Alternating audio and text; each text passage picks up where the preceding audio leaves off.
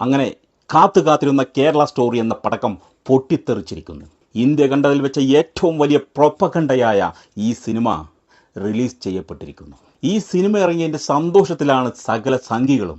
Cinema കണ്ടിറങ്ങിയ ചില നാറികളുടെ cinema വിശേഷങ്ങൾ നമുക്ക് കേൾക്കാം. ഇത്തരം ലവ് ജുഹാദുകൾ കേരളത്തിൽ വളരെ വ്യാപകമായി നടക്കുന്നുണ്ട്.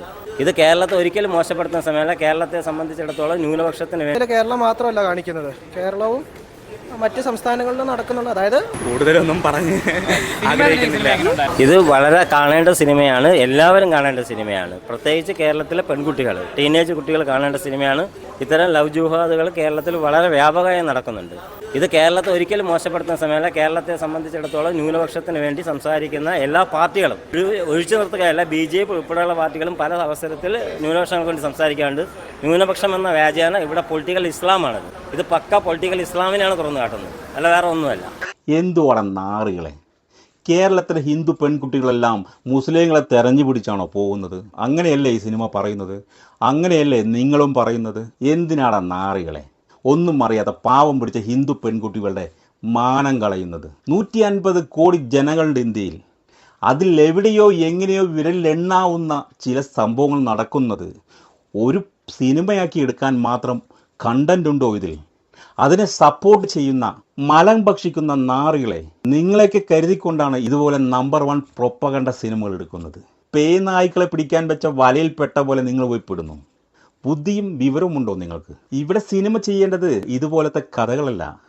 കഥകൾ ഞാൻ തരാം, എന്നാ കാണ്. BJP ഭരിക്കുന്ന മധ്യപ്രദേശിൽ 2.25 ലക്ഷം സ്ത്രീകളെയും പെൺകുട്ടികളെയും കാണാനില്ല. ദിവസവും ആ രാജ്യത്ത് 130 സ്ത്രീകളെയാണ് കാണാതെയാവുന്നത്. ഇതിനെപ്പറ്റി ഒരു സിനിമ എടുക്കാൻ ധൈര്യമുണ്ടോ നിങ്ങൾക്ക്? എങ്കിൽ ഇതൊന്ന് കാണും. പിന്നോക്ക ജാതിയിൽ ജനിച്ചു പോയതുകൊണ്ട് ദളിതന്മാരായ ഈ പാവപ്പെട്ടവരെ ജീവനോടെ കുഴിച്ചു മൂടുന്ന മുന്നോക്ക ജാതി വിഭാഗക്കാർ ഇവരെന്ത് പിഴച്ചു? ഇവരറിഞ്ഞുകൊണ്ടാണോ പിന്നാക്ക സമുദായത്തിൽ ജനിച്ചത്? ഇത് ഇവരുടെ തെറ്റാണോ?